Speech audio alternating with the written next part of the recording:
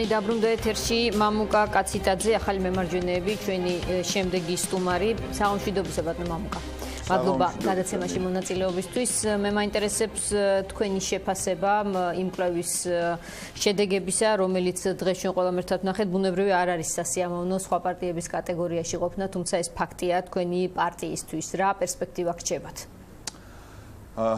მე მინდა მივესალმო თქვენს ტელემაყურებელს და მადლობა გითხრათ თქვენ რომ დღეს გამოქვეყნებული სოციოლოგიური კვლევის შესახებ გარკვეული ანალიზის თუ შეფასების საშუალება მეძლევა.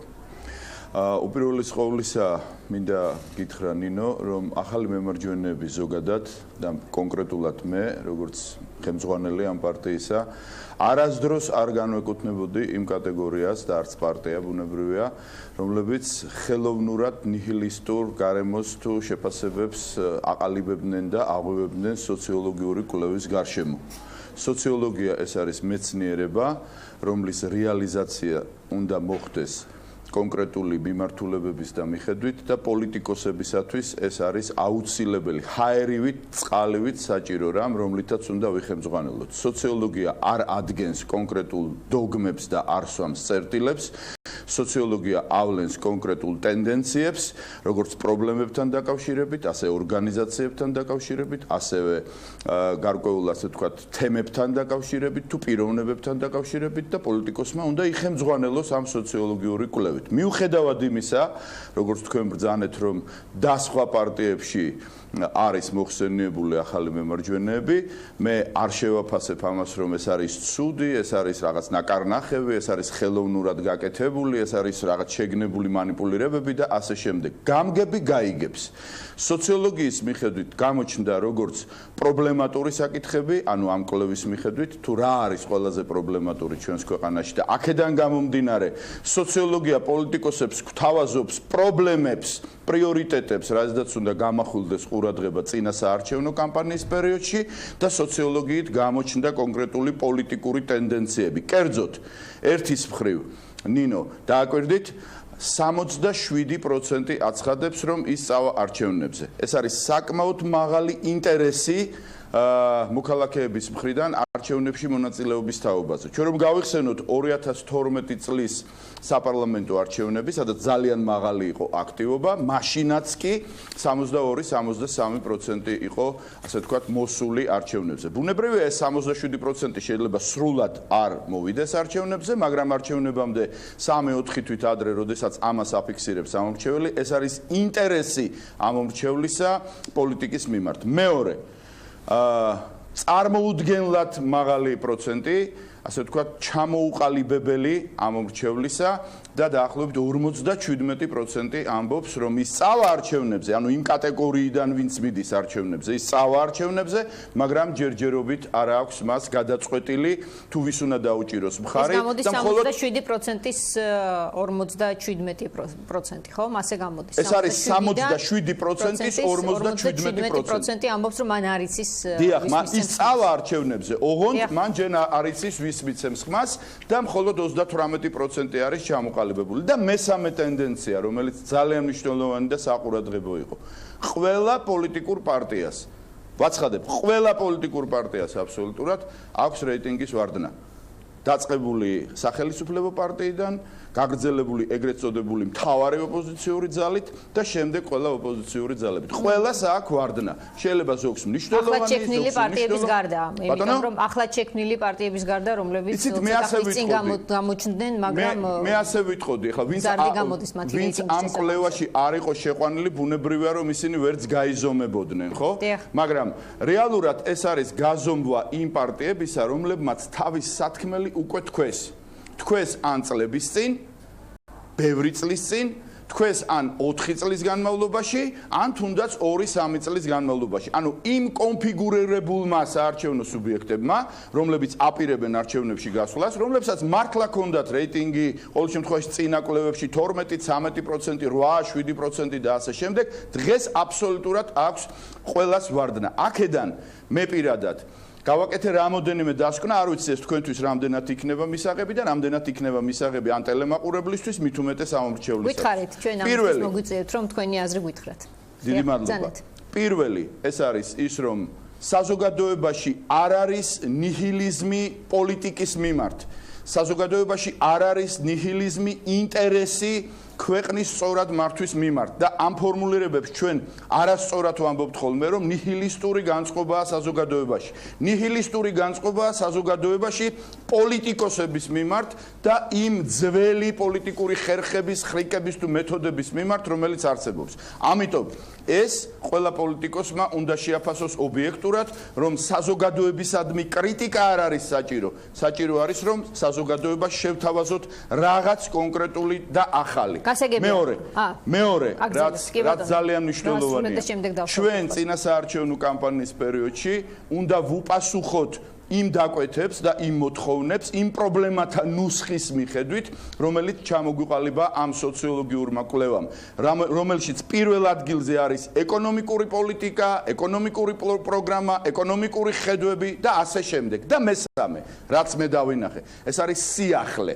თუ ამომრჩეველმა არ დაინახა რაღაც ახალი საზოგადოების პოლიტიკოსების მხრიდან შეთავაზება ახალი, ადამიანი ახალი, ხედვა ახალი, მაშინ ბუნებრივია, რომ ის ჩამოუყალიბებელი ამომრჩეველი იქნება ისევე დაბნეული და მაღალი ალბათობით ის შეიძლება იყოს ისევ ყველას გადამხაზველი, ან ისევ სახლში დამრჩენი. თქვენ ანალიზი გაგიკეთებია, თქვენი აზრი გაქვთ. სხვა საქმე გვაქვს ეხლა, რომ ასე დროს ანალიზი არ გავაკეთებ. კი ბატონო, თქვენ რა დაკვეთა აქვს მაყურებელს, უბრალოდ აუდიტორიას ამომრჩეველს თქვენთან ეს დაახლოებით განსაზღვრეთ.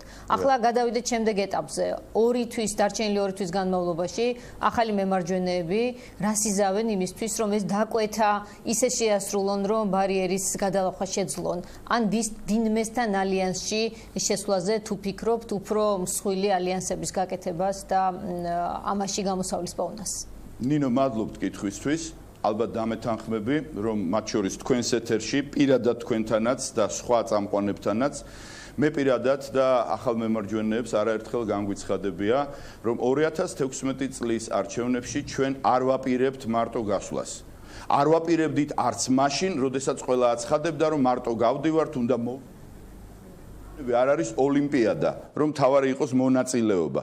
როდესაც იღებ არჩევნებში მონაწილეობა, შენ უნდა თქვა შენი სათქმელი და უნდა თქვა მძლავრად და უნდა დაფიქსირდე როგორც ფაქტორი და აქტორი მომავალ პოლიტიკაში. ამიტომ ჩვენ ბოლო თვეების განმავლობაში, გარდა იმისა, რომ არ დავიშურეთ ძალა და ენერგია, რომ საარჩევნო გარემო გაგვეუმჯობესებინა, თუმცა სამწუხაროდ ბევრს ვერ მივახციეთ, თუმცა გარკვეული, ასე ვთქვათ, შედეგები დადგა და ხელისუფლების შეუვალობის გამო ვერ მივახციეთ და არა ჩვენი მცდელობის გამო, ჩვენ ამის პარალელურად მოქმედებდით, რომ შეგვექმნა ძლიერი საარჩევნო ბლოკი. ბლოკი დაფუძნებული 2 კრიტერიუმზე.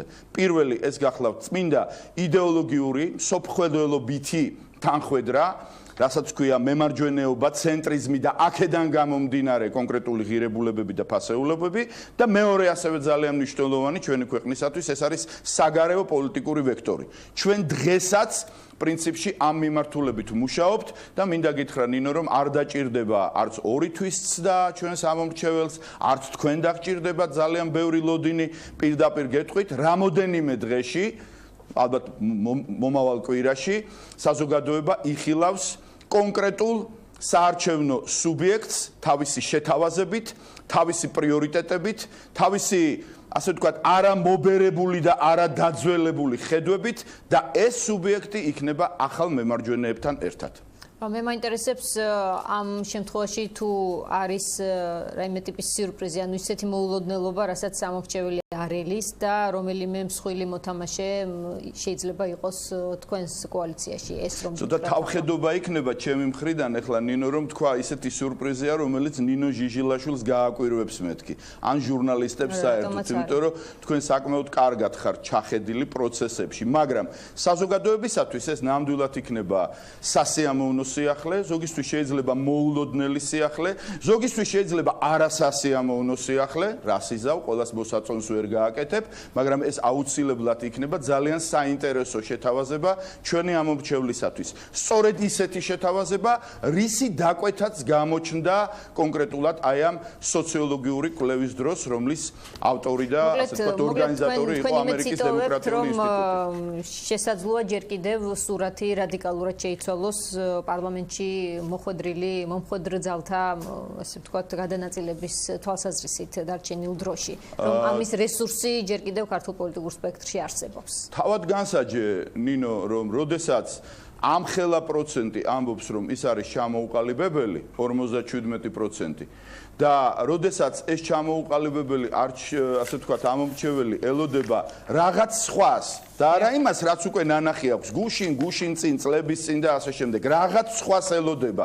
ბუნებრივია, რომ შესაძლებელია შეიცვალოს. მე ახლა ყველასთვის დეტალურად არ მიყურებია ჩემს წინ გამომსვლელებისთვის, მაგრამ ყველა იმ 57%-ში ხედავს თავის თავს და ამბობს, რომ ეს ჩვენი ამომრჩეველია და ასე შემდეგ. გამაგებინეთ, რით ვერ ჩამოყალიბდა ეს ამომრჩეველი იმ პარტიების მიმართ, რომლებიც წლებია, მით უმეტეს ხელისუფლებაში ყოფნის დროს ამბობდნენ ერთს, მეორეს, მესამეს და ვერ დააჯერეს ეს ამომრჩეველი.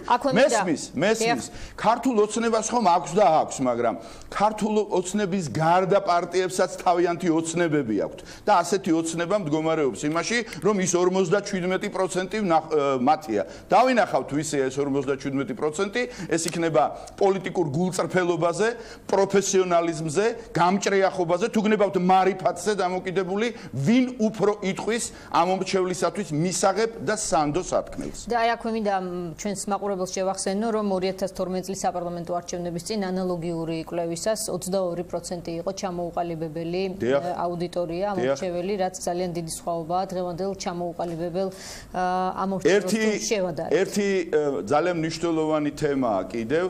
თქვენ ახსენეთ ახლა 2012 წლის არჩევნები, დამეთანხმებით ალბათ რომ ეს არ იყო კლასიკური არჩევნები, ეს იყო რაღაც შავ-თეთრის მომენტი, ეს პრინციპში იყო რაღაც ერთის ზიზღის და მობეზრების გამო ჩატარება, ასე ვთქვათ, დაფიქსირებული პოზიციები და 2012 წლის არჩევნებს სდევდა ერთი გზავნილი, ასეთი შუა უნდა გაიკრიფოს.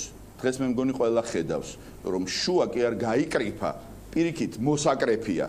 და ვინც იმ შუის კიდეებში იყო, ისინი არიან არც თუ მაინც და მაინც სახარბიელო მდგომარეობაში. ეს არის მრავალპარტიულობა, ეს არის პლურალიზმი, ეს არის დემოკრატია. ეს არის განვითარება.